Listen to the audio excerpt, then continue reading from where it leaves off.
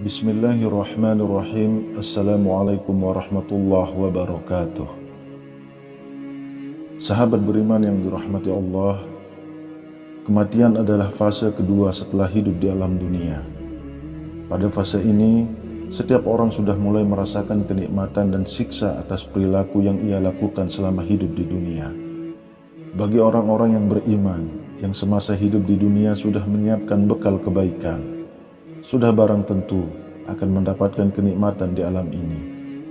Akan tetapi sebaliknya, bagi orang-orang yang kafir di alam ini, ia akan banyak mendapatkan siksa atas perilaku yang ia lakukan semasa hidup di dunia.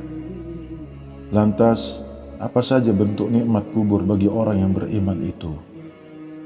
Yang pertama, dibentangkan kasur dari surga, diberi pakaian dari surga, dibukakan pintu ke surga, dan diluaskan kuburnya. Setelah seorang mayit mengalami ujian dengan menjawab pertanyaan dua malaikat di alam kubur, jika berhasil menjawabnya, ia akan mendapatkan kenikmatan di alam kubur. Dan jika tidak berhasil, ia akan mendapatkan siksa di alam kubur. Bagi orang-orang yang bisa menjawab pertanyaan kedua malaikat tersebut, ia akan mendapatkan kenikmatan di kuburnya, sebagaimana Rasulullah SAW bersabda, "Kemudian terdengar suara dari langit, 'Telah benar hambaku, maka bentangkanlah baginya kasur dari surga, pakaikanlah padanya pakaian dari surga, bukakan baginya pintu menuju surga, kemudian aroma wangi surga mendatanginya, diperluas kuburnya sampai sejauh mata memandang, dan seorang laki-laki yang bagus wajah dan bajunya, serta wangi aroma tubuhnya, mendatanginya dan berkata, bergembiralah dengan apa yang menyenangkanmu. Ini adalah hari yang telah dijanjikan bagimu. Maka ia berkata, siapa engkau? Wajahmu mendatangkan kebaikan. Laki-laki itu menjawab, saya adalah amal solehmu. Kemudian dibukakan pintu surga dan pintu neraka, dan dikatakan, ini adalah tempatmu jika engkau bermaksiat kepada Allah Subhanahu wa Ta'ala. Allah Subhanahu wa Ta'ala akan mengganti dengannya. Ketika melihat segala sesuatu yang ada di surga, ia berkata, wahai Rabbku, segerakanlah hari kiamat, agar aku bisa kembali kepada keluargaku dan hartaku. Hadis riwayat Abu Daud, Al-Hakim, At-Tayalizi, dan Ahmad. Dalam riwayat lainnya juga dijelaskan, maka ada suara yang menyeru dari langit, hambaku telah benar, maka bentangkanlah untuknya tempat tidur dari surga, berilah dia pakaian dari surga, dan bukakan pintu untuknya menuju surga, sehingga angin dan aroma wangi surga sampai kepadanya, dan kemudian dilapangkan kuburannya sejauh mata memandang. Hadis riwayat Ahmad dan An-Nasa'i. Al-Bara' juga menjelaskan tentang nikmat kubur itu dalam riwayatnya. Maka gelarkanlah permadani dari surga, dandanilah ia dengan pakaian dari surga, bukakanlah baginya sebuah pintu ke surga, maka sampailah padanya wangi dan keindahannya.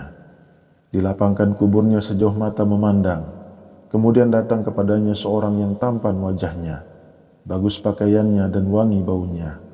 Hadis riwayat Ahmad dan Abu Daud. Yang kedua, dikumpulkan bersama arwah orang mukmin. Nikmat kubur selanjutnya yang akan diterima bagi ahli kubur yang soleh adalah arwahnya akan dikumpulkan bersama orang-orang mukmin.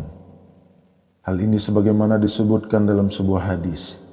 Dari Hasan ia berkata, telah bersabda Rasulullah SAW, apabila seorang hamba mukmin meninggal dunia, maka ruhnya bertemu dengan ruh-ruh orang yang beriman.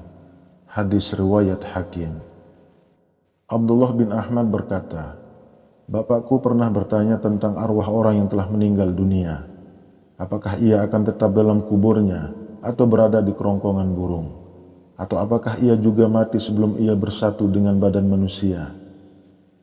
Jawaban yang paling tepat untuk pertanyaan ini adalah sebuah riwayat dari Nabi SAW. Beliau bersabda, jika seorang mukmin meninggal dunia, maka ruhnya terbang bergelantungan di pohon-pohon surga sampai ia kembali kepada jasadnya. pada hari Allah membangkitkannya. Lalu yang ketiga, diberi rezeki oleh Allah Subhanahu wa ta'ala. Nikmat selanjutnya yang akan didapat oleh orang yang beriman di dalam kuburnya adalah diberikan rezeki oleh Allah Subhanahu wa ta'ala. Al-Quran sendiri telah menyatakan bahwa orang yang mati syahid langsung mendapatkan nikmat kubur dan langsung lolos dari fitnah kubur. Allah Subhanahu wa ta'ala berfirman dalam Al-Quran, "Janganlah kamu mengira bahwa orang-orang yang gugur di jalan Allah itu mati. Bahkan mereka itu hidup di sisi Tuhan mereka dengan mendapat rezeki." Quran Surah Ali Imran ayat 169. Dalam kitab tafsir Hidayatul Insan bi Tafsiril Quran menjelaskan tentang makna ayat ini.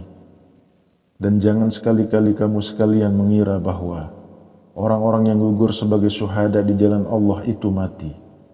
Dalam arti tidak dapat bergerak ke sana kemari dan tidak tahu keadaan orang yang ditinggalkan.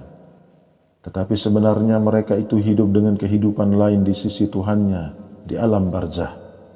Bahkan dapat bergerak dan mengetahui keadaan orang yang ditinggalkan. Mereka mendapatkan rezeki berupa kehidupan istimewa yang penuh dengan kenikmatan di dalamnya dan kedudukan mulia di sisi Allah Subhanahu wa ta'ala. Hal ini diperkuat dengan sabda Rasulullah sallallahu alaihi wasallam, "Sesungguhnya ruh-ruh para syuhada itu ada di dalam tembolok burung hijau. Baginya ada lentera-lentera yang tergantung di arsy. Mereka bebas menikmati surga sekehendak mereka.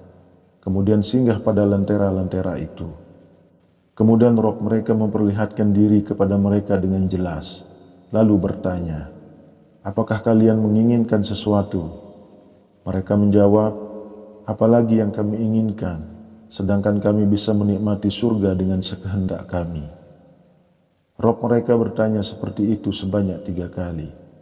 Maka tatkala mereka merasa bahwasanya mereka harus meminta sesuatu, mereka berkata, 'Wahai Rob kami ingin ruh kami dikembalikan ke jasad-jasad kami, sehingga kami dapat berperang di jalan-Mu sekali lagi.'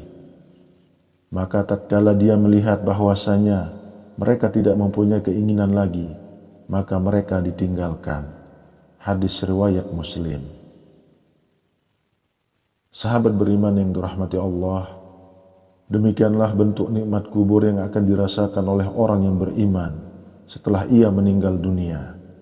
Oleh karena itu, selagi masih diberikan nikmat umur oleh Allah Subhanahu wa ta'ala, perbanyaklah amal-amal kebaikan sebagai bekal hidup kelak di alam akhirat. Semoga dengan itu kita diridhoi oleh Allah untuk melewati semua fase kehidupan setelah hidup di dunia dan dimasukkan ke dalam surganya Allah Subhanahu wa ta'ala. Amin ya rabbal alamin. Wallahu a'lam bissawab. Demikian yang bisa saya bagikan. Semoga bermanfaat untuk kita semua. Assalamualaikum warahmatullahi wabarakatuh.